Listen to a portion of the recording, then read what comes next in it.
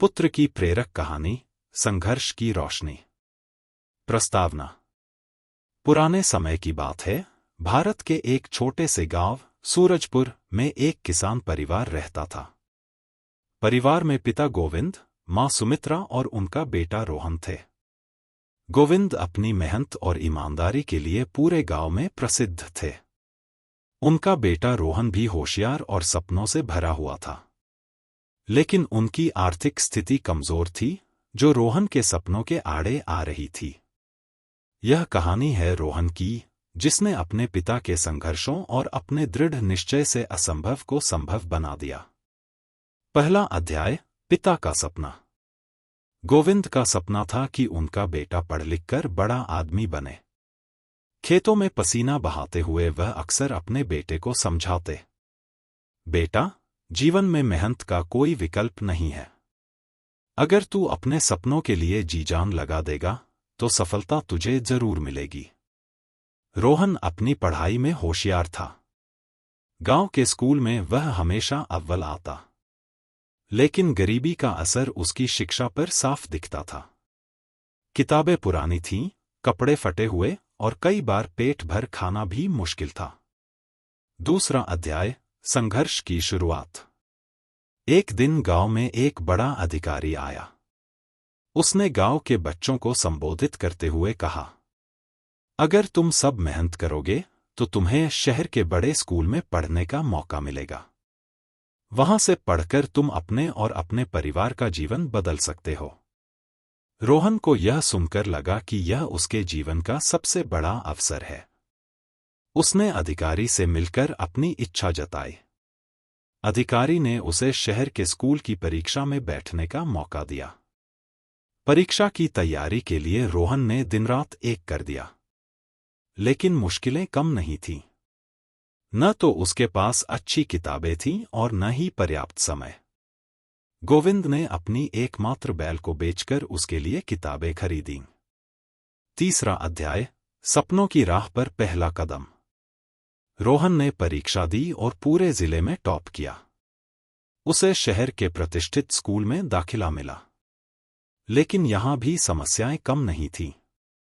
School की fees, hostel का खर्च और किताबों की कीमत, यह सब रोहन के लिए मुश्किलें खड़ी कर रहे थे। गोविंद ने गांव में अपने खेत गिरवी रख दिए। उन्होंने रोहन से कहा, बेटा, ये मेरी जिम्मेदारी है। तू बस अपने सपनों के लिए जी जान लगा दे। रोहन ने अपने पिता की बात को दिल से लगा लिया। वह स्कूल में सबसे मेहनती छात्र बन गया।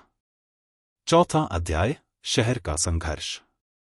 शहर का जीवन रोहन के लिए बिल्कुल नया था। वहां के बच्चे अमीर परिवारों से थे, जिनके पास हर सुविधा थी। लेकिन रोहन ने खुद को कभी कमजोर महसूस नहीं होने दिया।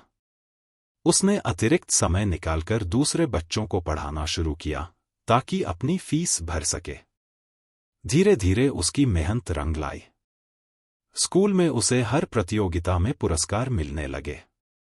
पांचवा अध्याय, पिता का संघर्ष और प्रेरणा। एक दिन गांव से खबर आई कि गोविंद बीमार हैं। खेत गिरवी होने के कारण परिवार पर कर्ज का बोझ बढ़ रहा था। रोहन को लगा कि उसे पढ़ाई छोड़कर गांव लौटना पड़ेगा, लेकिन गोविंद ने मना कर दिया। उन्होंने कहा, पुत्र, अगर तू अपनी पढ़ाई अधूरी छोड़ेगा तो मेरा पूरा जीवन व्यर्थ हो जाएगा। तू बस आगे बढ़ता जा। पिता की यह बात रोहन के दिल में गूंजने लगी। उसने और भी अधिक मेहनत करनी शुरू कर दी। छठा अध्याय, पहली सफलता। रोहन ने अपनी पढ़ाई पूरी कर ली और देश के सबसे बड़े विश्वविद्यालय में दाखिला लिया। वहां उसने विज्ञान के क्षेत्र में शोध करना शुरू किया। उसकी कड़ी मेहनत और लगन ने उसे देश के प्रमुख वैज्ञानिकों में से एक बना दिया। उसने अपनी पहली कमाई से अपने पिता का कर्ज चुकाया और गांव के खेतों को फिर से खरीद लिया। सातवां अध्याय, गांव का गौरव। रोहन ने न केवल अपने परिवार का नाम रोशन किया, बल्कि अपने गांव के बच्चों के लिए एक स्कूल भी खोला। उसने हर बच्चे को शिक्षा का महत्व समझाया और उन्हें प्रेरित किया कि अगर वे भी मेहनत करें तो वे अपने सपनों को सच कर सकते हैं। निष्कर्ष: यह कहानी हमें सिखाती है कि परिस्थितियां चाहे कितनी भी कठिन क्यों न हों, अगर हमारे पास दृढ़ निश्चय, कड़ी मेहनत और अपनों का समर्थन हो तो कोई भी लक्ष्य असंभव नहीं है। गोविंद और रोहन की यह कहानी उन सभी के लिए प्रेरणा है जो अपने सपनों को सच करना चाहते हैं। संघर्ष जितना बड़ा होगा, सफलता उतनी ही शानदार होगी।